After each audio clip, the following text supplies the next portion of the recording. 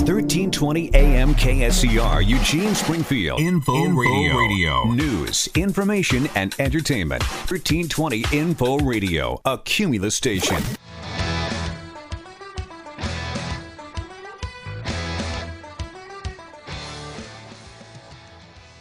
My name is Jacob Larson, and this is the Common Sense Show. Last week, we had Rick Dancer on the show, and we talked about all sorts of stuff. At one point, when we were talking about the various political issues, things seemed to get a little bit heated, which surprised a lot of people. And some of the feedback I got was that we were too argumentative. Well, I was too argumentative, but the truth is, Rick and I hardly noticed it as we've gotten into numerous conversations like that over various things, and both of us are able to take a hit, which is one of the many reasons why I like Rick. Like most of you, before I met Rick, I had this idea, a preconceived notion in my head of what Rick was like. I kind of viewed him as somewhat of a untouchable guy, one that was up on a high ladder and thought that he knew it. But the reality is, Rick's a really down-to-earth kind of guy, and that just so happens to have been on TV. And that's what I like about Rick. I don't have to be careful about what I say when I'm around him. I can explore the ever reaches of the universe with him and talk about the tough topics without him taking offense. And I mean, even if he does get offended, it's not really the end of the world type of deal with this guy, which is kind of nice. And to me, that is very rare and very unique thing. We obviously don't always agree, clearly, as you can tell by last week's episode. But we don't pull punches with each other, and I think that's great. So hopefully, while listening to this last week's show, you learned something about Rick Dancer. Hopefully you came to know and recognize the reality of who he is, and any preconceived notions you may have had about him were laid to rest. Personally, I'm glad to have met Rick, and I've been able to establish a friendship with him, not because of Rick Dancer, the logo, the name Rick Dancer, but because of the man that goes by the name of Rick. That has been good. So you can say what you want and think what you want about Rick Dancer, but until you've gone toe-to-toe with him in an argument, then had him offer to give you a hug when it was over, you really don't know crap about Rick.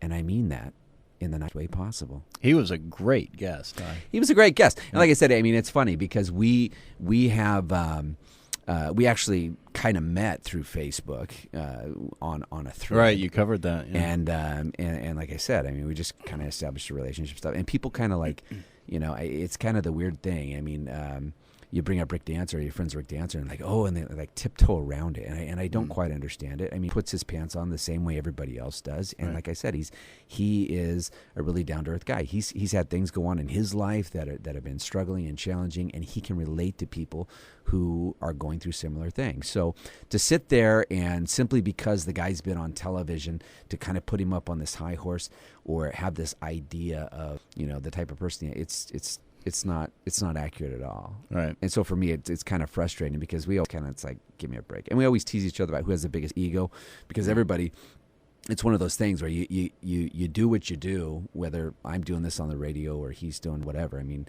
and people have this, you know, concept that, well, you just, you know, it's all ego. And it's like, well, it's not really ego. It's confidence. He speaks very confidently about things that he knows. He's not afraid to talk about things that other people would shy away from, and neither am I. So, I mean, we get along really well, but because of that, occasionally we butt heads. Right. And so people are like, wow, you know, you're really on the outside. And no, I'm not. I mean, we do this all the time. It's a back and forth thing, so it's not that big of a deal.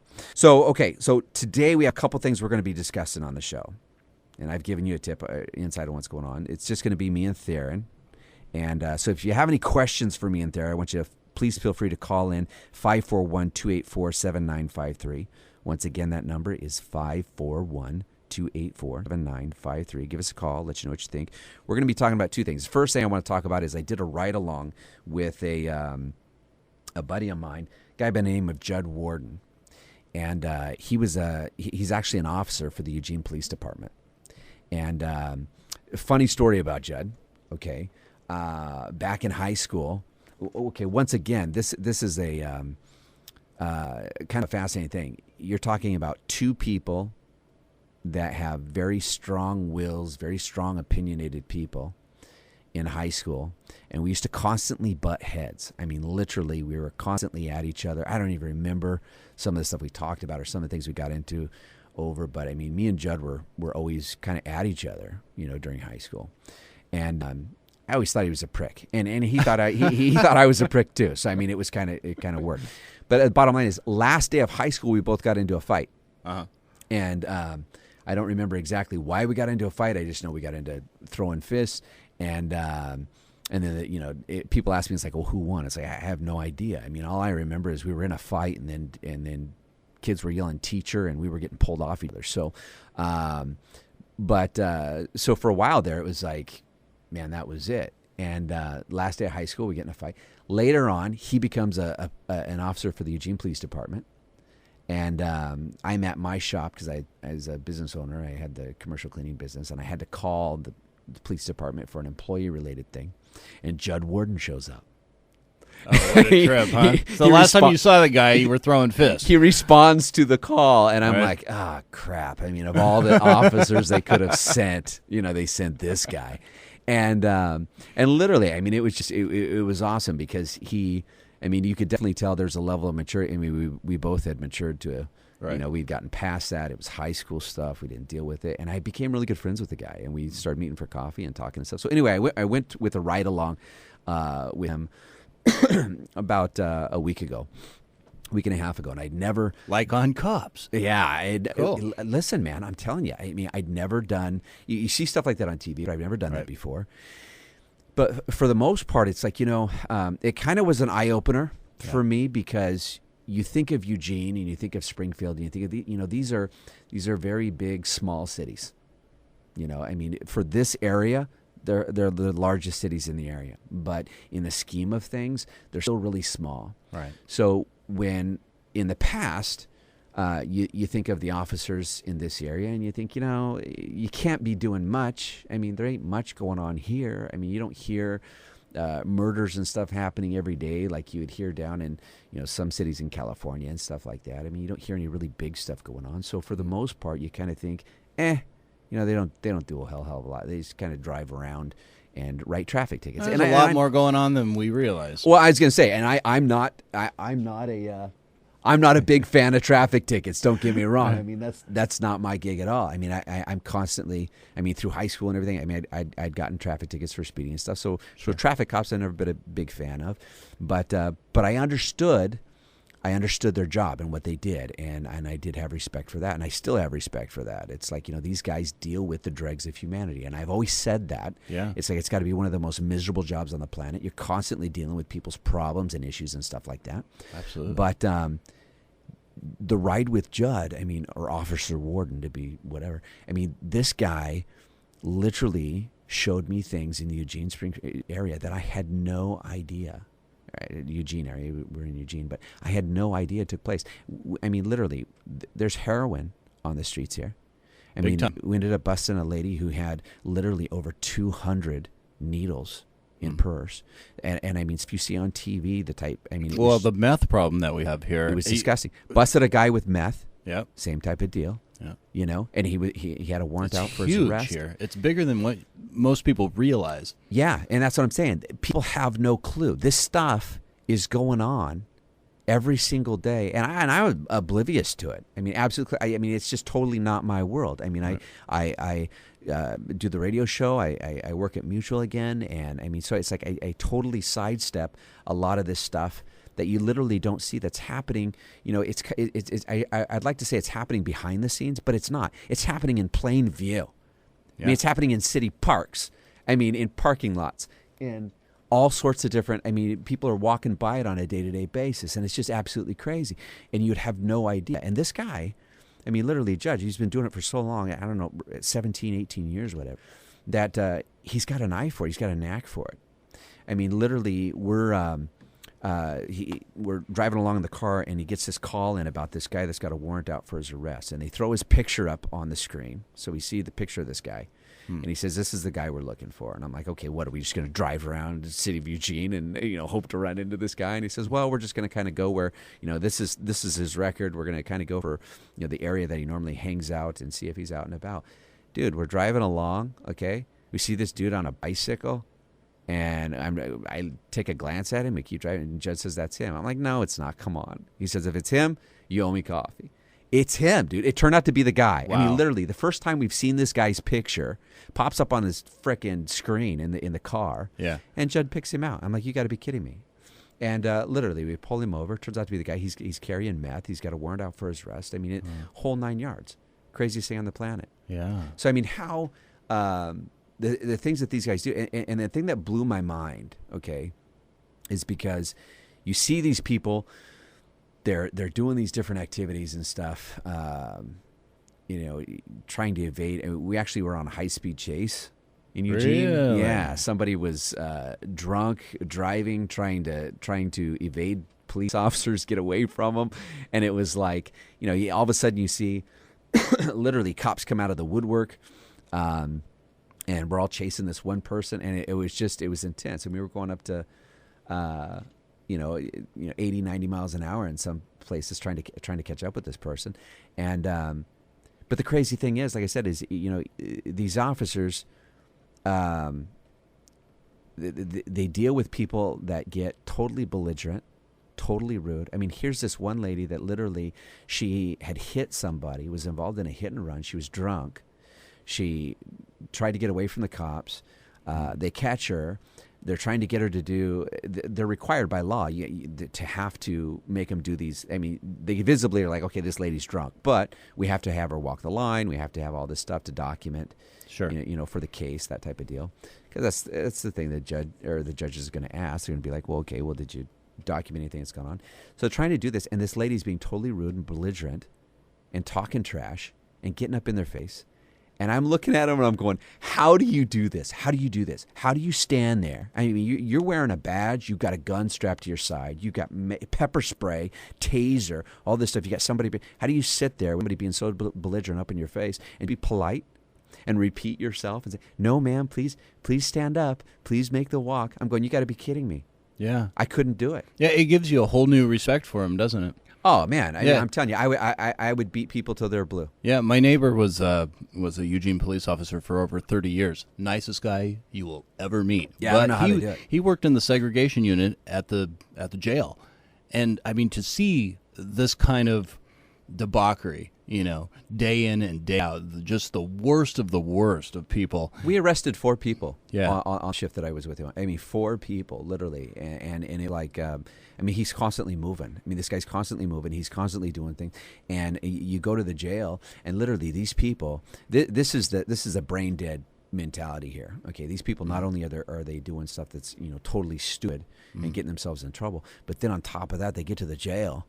Okay, and instead of just going, okay, I'm gonna do my time, I'm gonna be polite, whatever.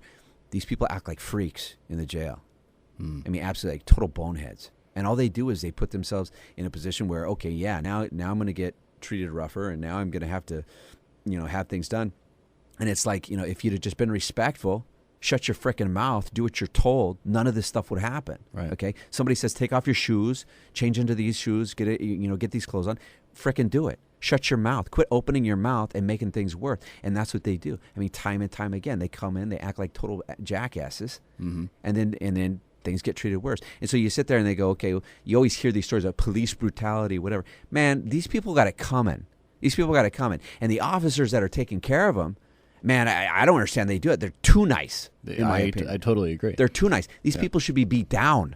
Yeah. I mean, every time they open their mouth, they should get a knuckle sandwich, and they let them go. I know that was one thing. Like when I would watch Cops, I'm just like, how do you do this? How do they do this? Exactly. And I mean, it's like, it's one of those things where, I mean, you could sit there and walk out and say, well, hey, they're doing this way or they're behaving this way because camera. No, man. No, I mean, I've been friends with this guy since high school. I'm frustrated watching that. I'm like, I know. I'm friends with this guy since high school. I know for a damn fact that, I mean, he's going to give me the scoop. He's going to give me the inside scoop. And I'm telling you, man, he's nice. He's polite. That doesn't mean that he just, he's going to sit there and take it if somebody actually, threw blow at him. Because I know Judd. He's not just going to stand there. He's going to take care of business. Yeah. But I mean, the bottom line is, I mean, on some things that they let so much roll off their back.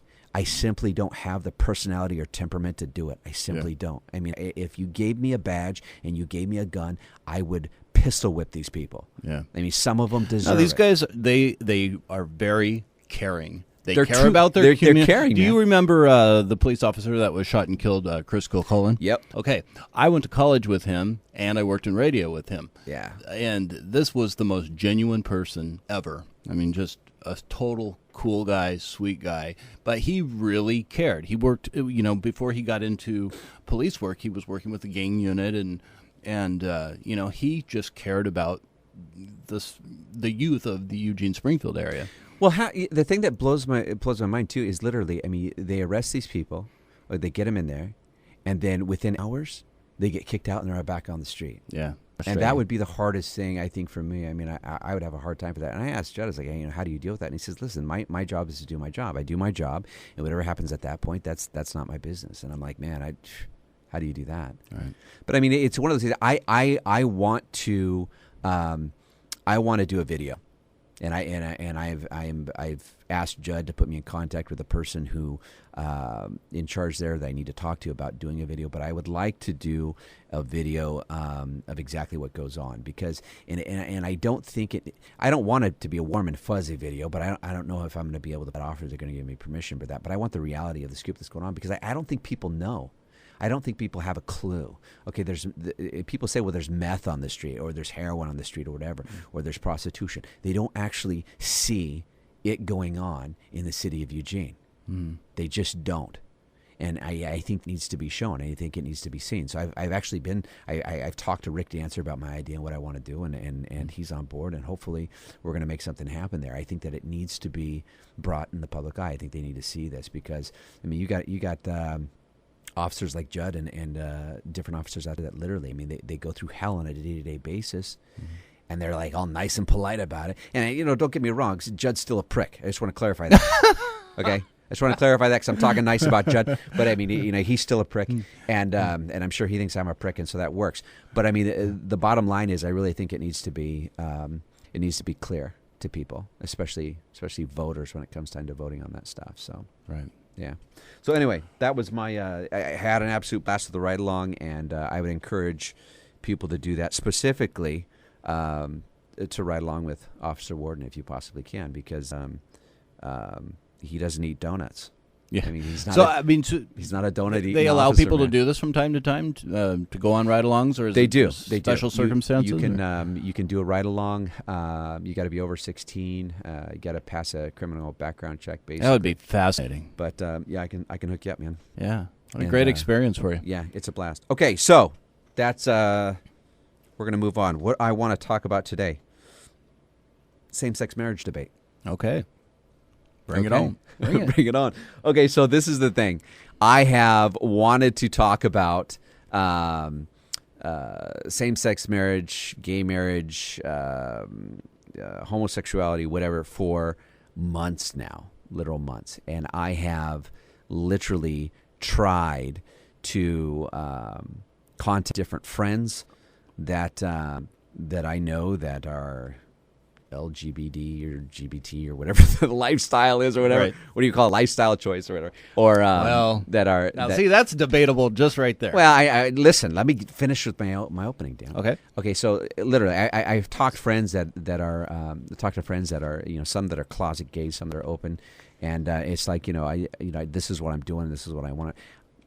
I want you to come on the show, and for the most part, I mean, I've got flat out no's. I mean, just a lot of no's. And then I went so far as to go, okay, well, I'm going to contact some of the local gay and lesbian groups and associations and organizations in the area, and I've sent them emails, and I have made phone calls, and I have literally got no's. I even agreed to go to a Eugene gay males weekly get-together retreat, like on a Saturday or something like that. I'm like, listen, I just give me an invite. I'll show up, and I just want to pose the question.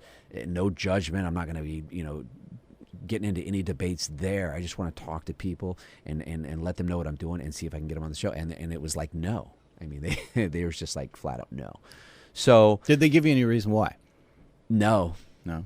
No. Just not into it, It's huh? like no Just don't- detail, just total smackdown. No, we're not going to talk to you. And it's like, it's a little frustrating because, I mean, I can see in some aspects, their apprehension.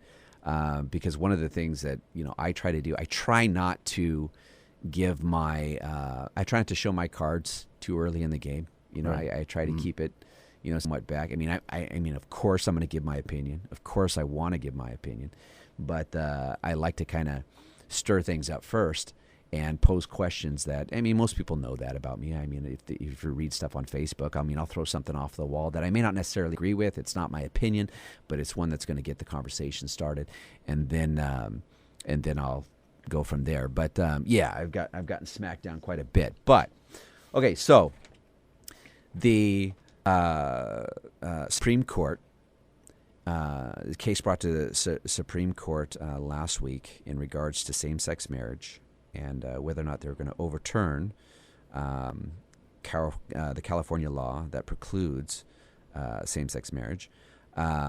Proposition 8. Yeah, and so there was this big debate and stuff going on all over Facebook. People started putting up, I don't know if you saw it, but the equal sign. I deactivated my account. Okay, well, you need to reactivate it I and knock know, that I crap know. off I because, okay, you need to be on Facebook. But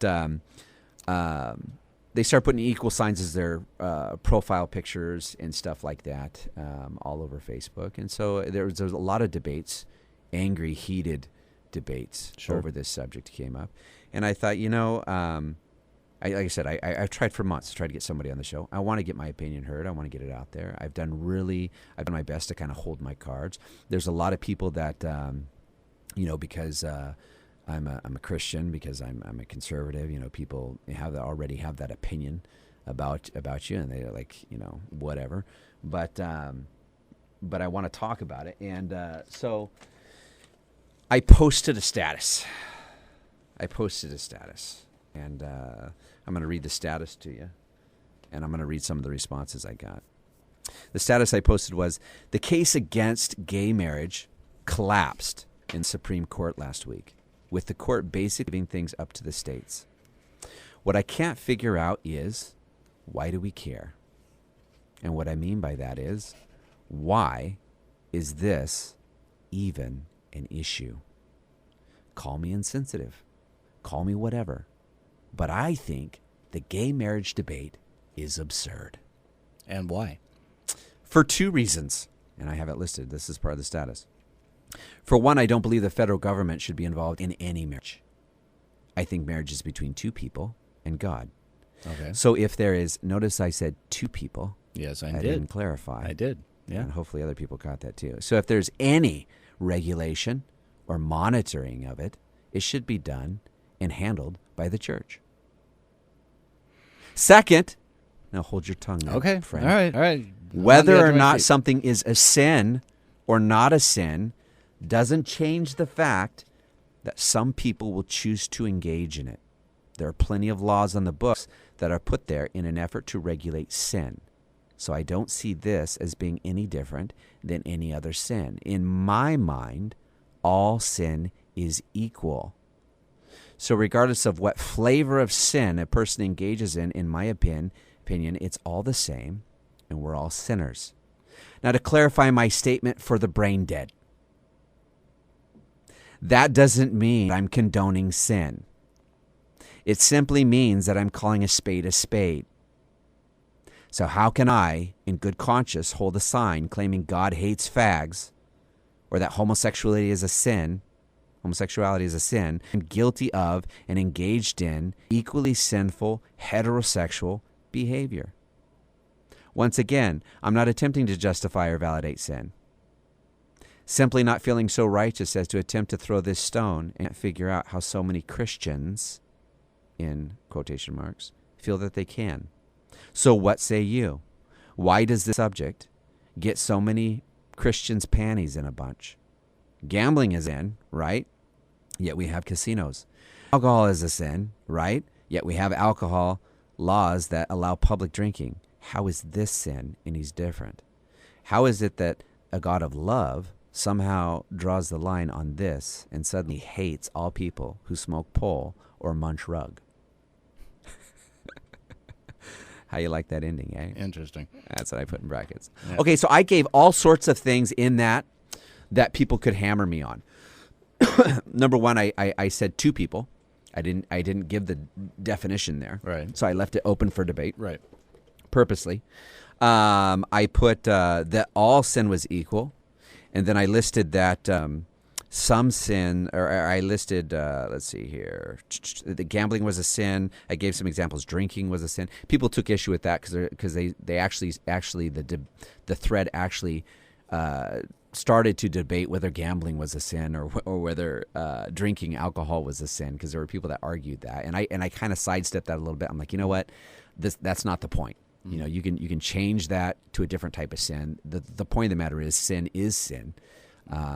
and so many people like to they like to kind of change the definition of the sin in order to fit, to fit what they're doing. And for me, it's like, the other thing I put in here, I put let's see, how can I in good conscience say that homosexuality is a sin when I'm guilty of and have engaged in equally sinful heterosexual behavior? Okay, so once again, I have listed something that, how it pertains to me, and people could take issue with that too, and they could say, well, just because you're engaging in sin doesn't mean you can't call out other people's sin, and I would agree with that. But what I can't do is I can't change the definition of sin to fit what I'm doing, to justify what I'm doing. Mm-hmm. I can't change what it says in the Bible. If the Bible says, lying is a sin,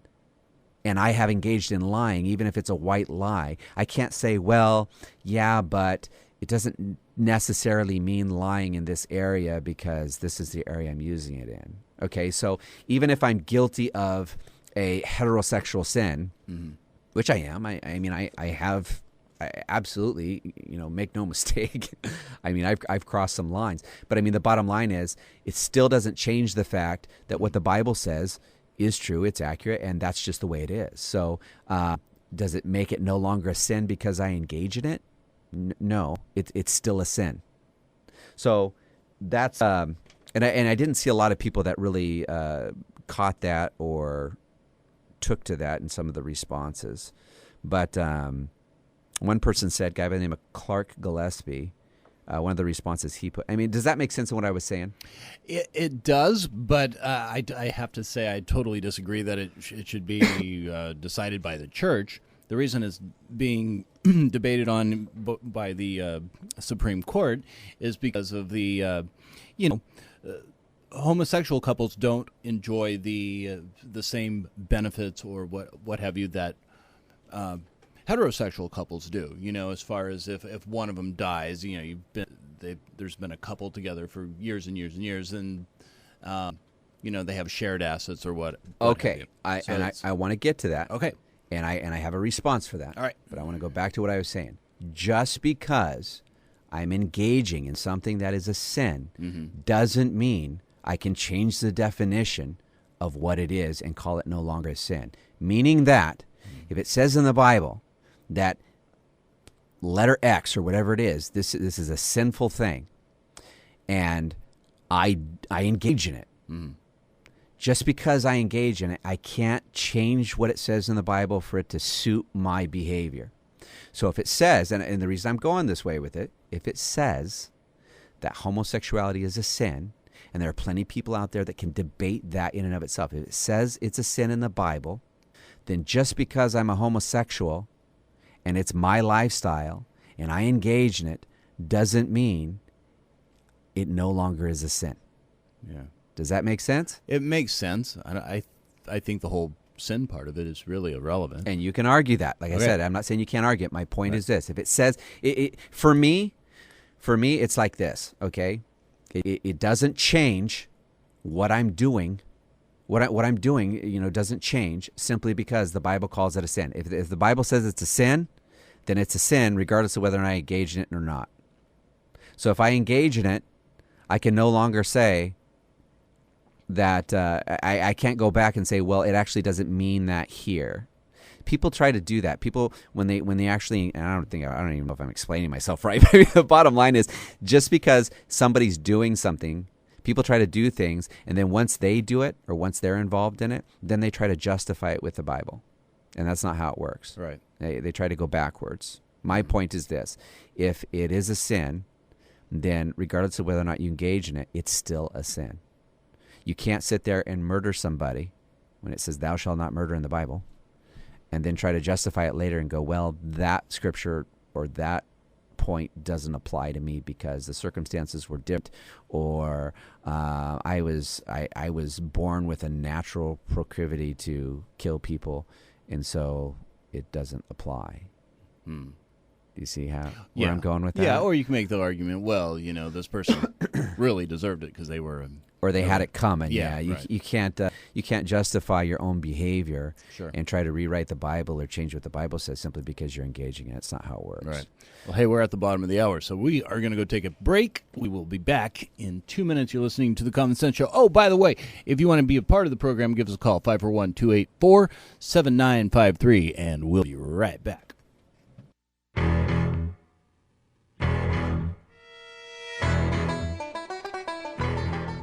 And we are back.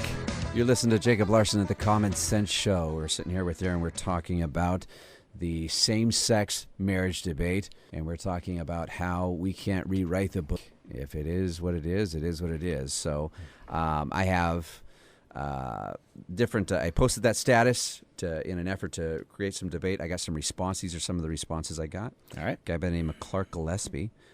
He says, tax breaks and insurance claims. That's why.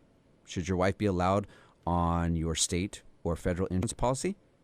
If so, the government just regulated marriage. And I would say no, I don't think she should be. I don't think that marriage should equate to benefits. I think that's one of the problems with marriage. And I think that's one of the reasons why we have a over 50% divorce rate in marriage. I think, divorce turns into a very brutal thing because we're dividing up things and we're not looking at the people that are involved. And I think that's one of the downsides to what marriage has become. I think the monster that we've created is because of that type of attitude and mentality. He also goes on to say, I see the folks insisting on calling it marriage instead of a fully legally protected domestic partnership as the ones who are making this a bigger issue than it is. Wouldn't that be a great compromise? Heteros can have the term marriage, and homos can have domestic partnerships, both the same legal rights, and everyone is happy. What do you think about that? I'm totally down with that. You're totally down with that. Yeah. So he's saying we're not going to redefine marriage. We're just going to come up with a domestic partnership. Yeah, I don't have a problem with that at all. Okay, so the guy is Shaka. Nor do I have a problem with it being called marriage, either way. Yeah, I take issue with the fact that we're having the discussion at all. Shaka Perry, he says, I agree 100% for the exact reasons that you state. I could care less who gets married as long as they don't bother me. I'm good. Right. Yeah, and frankly, for me, like I said, I don't consider it to be. I would prefer to talk about the economy and how much it sucks rather than what people are doing in the bedroom. Frankly, I don't care.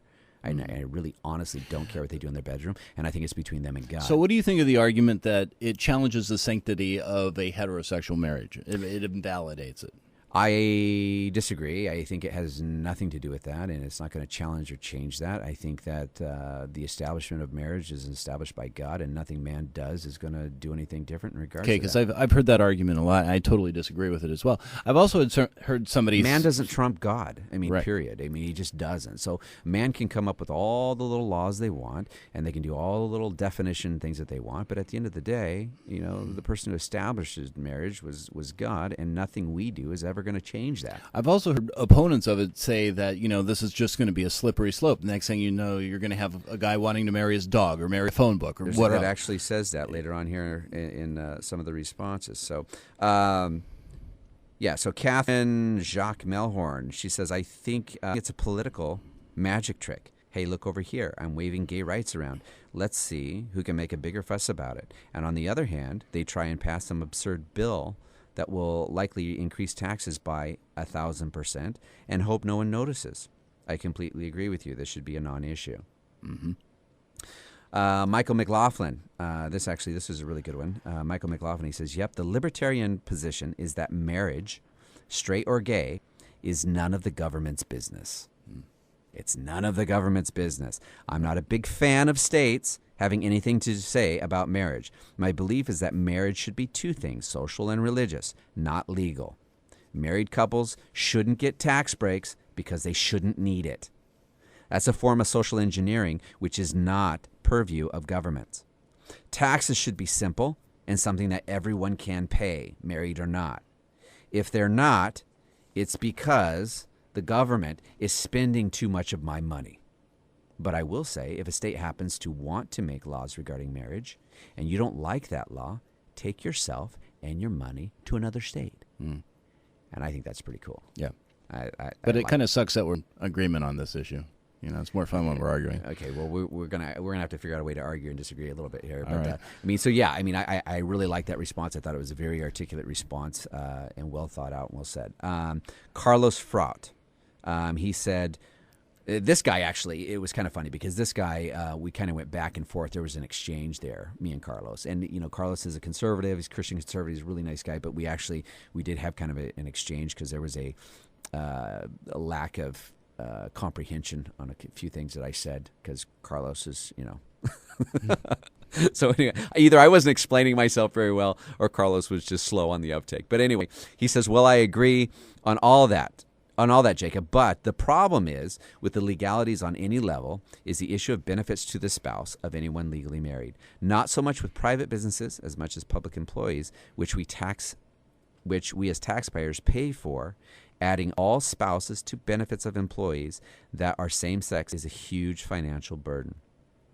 As far as private companies, as long as it isn't mandated they extend benefits to same-sex spouses, then I don't care, and the employees will pay for it with their own benefits as well as the consumers of that company's product services. When the consumers can decide whether or not to support that business and their higher prices and goods for paying the extra benefits. So, I don't know if I even read that right. So it is a fiscal and economic issue in the end, not to mention I'm totally against the government on any level changing the definition of marriage. So though the legal status of the couple determines the availability of benefits to the spouse, and that is the only reason it is a legal issue or the church should handle all marriages. So he's basically saying, similar to what Clark said at the beginning, that, you know, this is more of a, you know, a benefit issue. Right. That's the argument, and he's against them changing the legal definition of marriage. Okay, but I didn't catch. Was he saying that he's okay with civil union, calling it a civil union? Because basically all this is a title, right? He didn't elaborate. Elaborate. Okay, so then he goes into what you were saying before. He continues and he says, and once you ask, and he says, and you must ask. Once gay marriage is legal, then where does that right stop? One person of the same sex, or two of any sex, or three? When do those that ask to lower the age of consent get their right to marry virtual children or young teens?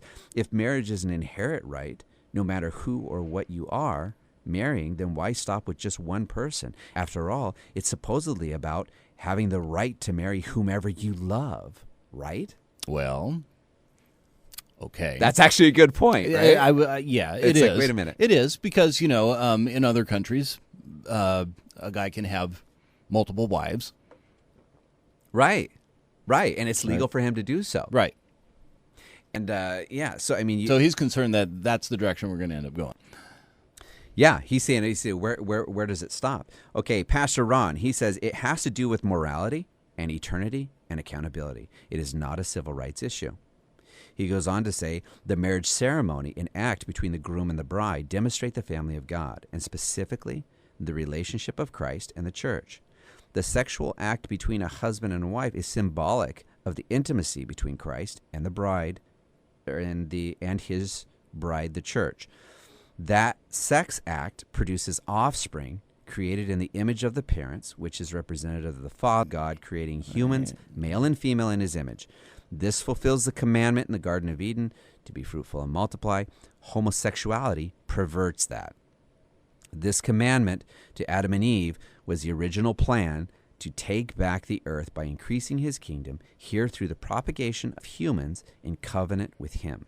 Be fruitful, multiply, replenish, and subdue was the instruction. Satan usurped that. The entirety of the rebellion against the institution of marriage is that of destroying the sacred love of God.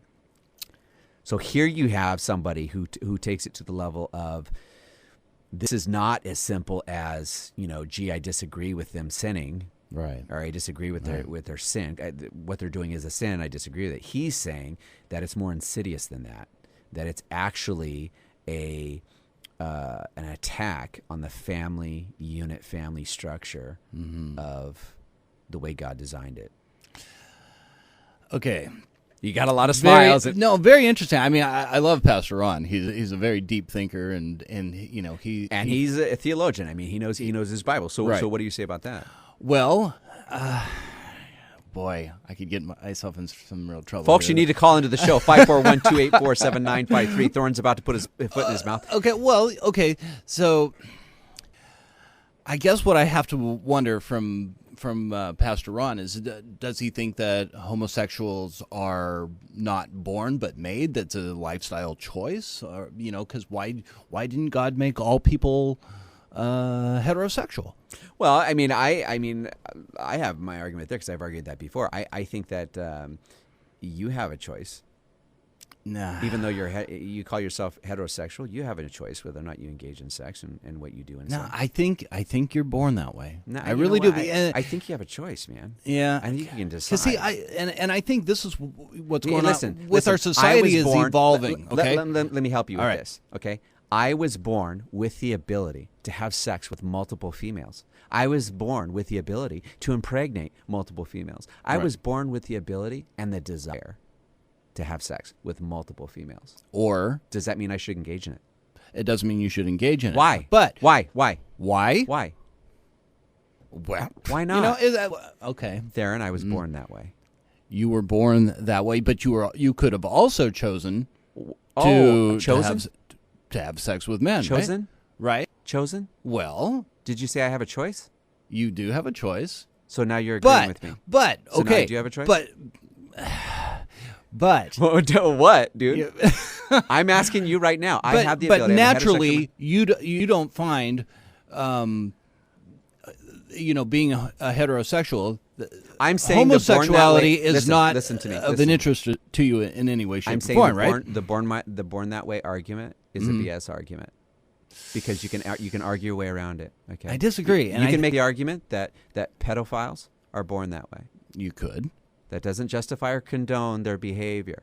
That doesn't make it Good any point. better. Very, very relevant Okay? point there. Okay. You could say mass murderers Okay. are born that way. But I think, That doesn't as justify or society condone that is behavior. evolving, because we've all the- known people So that. the I'm born that way argument is not an excuse for behavior or how you act. Now let me explain something to you here. So you think you can just. Let me explain something to you All here. right. And this is the reason why I say that, okay? There are people that I know. There are people that I know of today, I'm friends with, okay, that are homosexuals, engage in homosexual activity, or what you call the lifestyle, Right. and you would never know it. Sure. You could sit across the table from them, and you would never know that they were that way. The Absolutely. reason for that is you have. It's kind of like Christians. You have Christians that are totally fanatical, and they're the ones that are going to hold up signs saying God hates fags, Right. like the West Baptist They're churches not like that. really. And those are the Christians, ones that are going to sorry. make the news because they're crazy, Right. and they draw attention, and they have mental disorders. Yep. Okay. And typically, the gays, lesbians, and homosexuals that you see that are in the gay pride parades that are holding up signs and wearing very elaborate, crazy-looking clothes and acting like total jackasses in front of people. Sure. Militants. There are so to people speak. in the gay and lesbian community that simply do not associate with those people, and they do not like to associate with those people, and they have a problem with those people. And for them to parade through the street and say, I was born this way, that's what justifies my behavior. Okay, I'm but sorry, even the I people call who, BS. But even the people that you said, like It you is said, BS. you can talk to them, you would never know they were gay. Sure. But I'll bet if you ask them, were you born that way or did you choose to be homosexual, they would probably tell you they were born that way. And whether or not they say that they were born that way, or whether or not they don't believe they're born that way, what I'm telling you is this: being born that way does not change or justify or act as an excuse for your behavior. Okay, so You still have a responsibility to Right. act like a normal, rational human being, absolutely regardless of whether or not you were born whatever. right. Okay, so it's not the default excuse. Well, I was born that way, so I can't help it. I'm sorry. No, there's nothing out there that says that simply because you're born that way, you have to parade and act like a jackass in the street. Well, I totally agree with that. And I don't care if you're a homosexual or heterosexual. If you parade and act like a jackass in the street, you're a disgusting individual, and you shouldn't be doing that. And there are We do homosexuals. have our freedom of expression, but There are yeah, homosexuals I understand what you're saying. that see it the same way, and they don't behave that way. And that's the point. You're seeing the radical extreme crazies, and they don't like it either, man. Sure. I mean, they just don't. But the born that way argument, to me, that's a brain dead argument. That's people that haven't thought it through, and they're looking for a way to justify it, and that doesn't justify your behavior. It just simply doesn't. It doesn't change the fact I'm a heterosexual.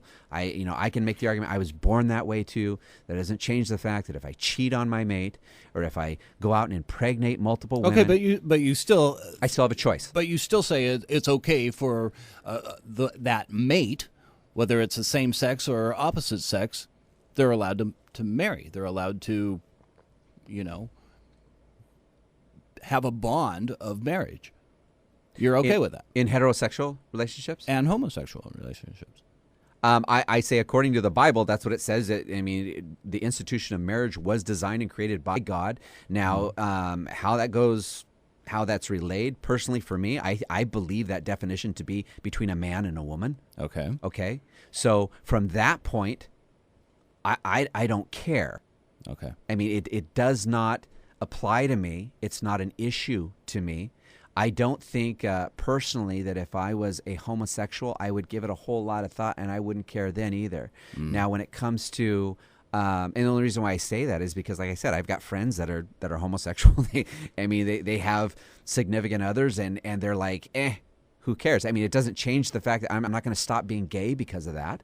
Well, I can't legally marry, so I'm going to stop being gay. No, that's not how it works. Or I can't. I'm gay, but I can't legally marry, so I'm not going to have a relationship with this person. It's not going to change anything for them. The only thing it's going to change or open up, should or shouldn't it pass, is whether or not they have the benefits. The benefits, Right. Okay. Okay. In which case, some of these people, the ones are somewhat intelligent and smart, they go down, they get a legal thing from an attorney that gives them permission and rights, and they give it to their significant other and say, listen, here you go. You have the ability to access my accounts. You have a power of attorney. You can oversee my whatever. I can put you on my home. It's a legal document. I mean, those are contracts that all come up. We're going to have joint filings on cars. I mean, it's the way it works. I mean, the health insurance benefits, there are some health insurance companies that have provisions for that type of thing right now already, even without the gay marriage actually passing. So, I mean, that's the real thing. Listen, I want to get to one last thing. Okay, so this guy, how many minutes we have left? We got 10 minutes left? We got 9 minutes. 9 minutes left. Okay. So this is what this guy, I actually saw this on, a friend of mine actually referred me to this. I didn't see this. They said, listen, you should read this. This is actually pretty good. And so I wasn't actually even friends with this person online. A guy by the name of Bill Daniel Johnson. And he had posted this as his status shortly after all this was going on. And I found it kind of interesting because it's kind of what I think too. He says, I am neither for or against what some are calling marriage equality. To stand on either side seems to foster the idea that marriage is nothing more than laws and rights regarding marriage. To stand on either side seems to hold government in higher regard than God. To oppose it suggests the foolish notion that God first checks federal and state law before determining whether he will join two people together in a holy union. That's pretty good. I know. To be a proponent of it is to acknowledge that marriage has little or nothing at all to do with that union that God instituted and is wholly defined by our laws. Some marriages are recognized by the state and joined by God. Some marriages are only recognized by the state. There has never been a risk of redefining the institute that God created, and there never will be. See, to me, this is exactly what I'm talking about. This is the reason why this whole marriage debate is complete and utter bunk. I'm sorry, folks. The federal government, the state government, our government on this planet is not going to usurp God's law, God's will, God's institution of marriage. You can call marriage whatever you want to call it. Purple pink bunny rabbits that frolic in the forest unions, for all I care. It's not going to change the institution of marriage. God is not in jeopardy of losing anything that he's established. So why there are so many believers that are so concerned or so worried about that happening is beyond me. Now, if you want to sit there and say I oppose the same-sex marriage debate simply because, listen, the financial burden of it all, the fiscal burden of it all is too much for this country to manage, especially after we've just now gotten, the hammer with Obamacare. Hey, you know what? I'll sit there and we'll discuss that all day long. But to have some feeling, some thought in any way, shape, or form that the establishment of something that God's created is somehow in jeopardy or going to be changed, I'm sorry, it's just absurd. It's absolute lunacy. It makes absolute no sense to me. And I'm sorry, you can't change what it says in the Bible as being true. What it says is true, period, end. I don't care if it fits your lifestyle or if it doesn't fit your lifestyle. It's just the way it is. That doesn't mean that simply because I engage in something that all of a sudden I get to redefine or rewrite the rule book. That's not how it works. I can honestly say that, hey, stealing is wrong, and yet I'm still a thief. Yeah. That's just how it is. So, Rick Dancer brought up a really great point one time when he called in on the show. He said, it was about the red text. It's about what Jesus said. And I've yet to have anybody tell me that Jesus said that homosexuality was wrong or was a sin or that homosexuals were I have no idea, and I unacceptable. couldn't tell you. Maybe there's somebody out there listening to this show right now, or maybe they'll listen to the recording that could answer that question. Did Jesus say that it was wrong or that homosexuality was wrong, whatever? That would be an interesting question to know or find out. And the other thing is this. If you are of the gay and lesbian community or whatever, okay, if you are an active, open homosexual, you'd like to come on the show, I want you on the show. I would love to have this discussion with you. I'd like to pick your brain. I'd like to know your thoughts on what you think about the same-sex marriage debate. I'd like to know what, especially if you're for it. I mean, obviously, if you don't care, then, hey, me and you sit on the same bench. But, I mean, if you're for it and you think it should happen, I'd love to hear that, and I'd love for you to be on the show. You can contact me at the website, www.bycommonsense.com, and you can click on the link to the show to listen to the past episodes. There's my email address in there. You can contact me on Facebook. Going through the website, you can click on the Facebook link, and it'll take you right to my Facebook page. You can send me a private message. I don't know if you can friend me because I'm running out of places to put people in terms Do of they friends. still have a max of like 5,000 on Facebook? They do, and it sucks. Okay. It's total crap. And so the only suggestion is, create a page or something like that. Right. And which you should do, really. Huh? Create a fan page for the radio show. Yeah, and I'll have 3 people because I have 4 people listening to the show today. You'll get more than that. Jason Jambone actually said he was going to listen to this. I thought that was pretty cool. I said, yeah, that makes it number 4. All right. But real quick, I got a text from my mom during the show, and I just noticed it. She said, sin is separation from God. Okay, sin's a separation from God. That's what sin is. So it's not like there's only one thing that takes place or is possible. It's right across the board line, regardless of what it is. If it's sin, if it's related to sin, it separates you from God. So as a Christian, that doesn't mean you stop sinning automatically. It doesn't mean you all of a sudden turn into a saint. What it means is you start to look for things that will separate you from God, and you try to stop doing them. And sometimes they are built into our behaviors and our attitudes and our thought processes and our minds, and sometimes they don't get solved or fixed right away, folks. Sometimes it takes time. Sometimes it takes months. Sometimes it takes years. It doesn't change the fact that once you recognize this is what's going on in my life, you actively work towards not doing that anymore, because the goal is not to be separate from God. The goal is to be closer to God. And we don't, as human beings, see, it's the funniest thing. People like to, they like to say, listen, well, you knew it was a sin, so why are you doing it? Okay, well, I smoke cigarettes, and I know it's a sin. I know it's wrong. I shouldn't be doing that, and yet Is I it a still sin? Huh? Smoking cigarettes a sin? Well, your body's a temple, bro. So Oh, well, okay. I was going to say you make arguments for it against it, but I mean the bottom line is I know this is something wrong for me. I know this is something that I shouldn't be doing, and yet I still engage in it. So like, well, you know it's a sin. You shouldn't engage in it. Well, duh. Okay, no shit Sherlock. Yeah. Okay. All right. I don't need people to run and go, hey, tap me on the shoulder, Jake. You realize smoking is a sin. Jake, smoking is a sin. It's like, well, homosexuality is a sin. Going on, dude, I don't need to hear it, man. I got it. Right. I figured it out a long time ago. Uh-huh. I'm not there yet. I'm not able to stop yet. I'm not able to quit yet. I'm just not there. See, it's a nice thing about, that's one of the benefits, advantages of what I feel in terms of being a believer of Christ. Christ doesn't leave you at the door. He doesn't ditch you. Simply, he doesn't walk up to you and say, hey, Jake, I told you not to do that and you did it anyway, so we're not going to be friends anymore. Mm-hmm. That's not how he works. He's like, okay, dumb backside. You still haven't figured it out. I'm going to stick with you, and we're going to work on this, and you're going to get it. He's not going to leave you at the door. So people like to make, put their own time frame and level on sin, and they on different people, and like to say, well, now that now you need to stop. Well, it doesn't always work that way. So give each other a break and relax. And nobody's saying that simply because they're engaged in it, they don't believe in God anymore. They're denying God. That's not what it means. It means that, hey, this is something that they're working on. And as a friend, if you're going to be like Christ, you're going to work along. If they're actively trying to change and they're actively trying to overcome something, then you need to stand in there and stick with them and help them do that. And so, yeah, sin is an absolute separation of God, and that's why you do your best to avoid that, not engage it, and stay away from it. So you can't redefine the rules and make things different simply because you want it to fit or apply in your lifestyle. Folks, thank you for listening in, and we want to talk more about this next week. If you want to be on the show, we want to talk about this, give me a call, hit me up through Facebook, and see you next week.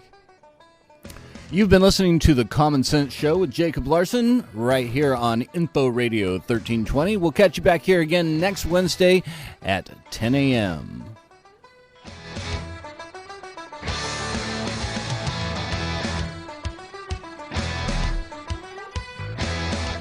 Info Radio. KSER Eugene, a Cumulus station.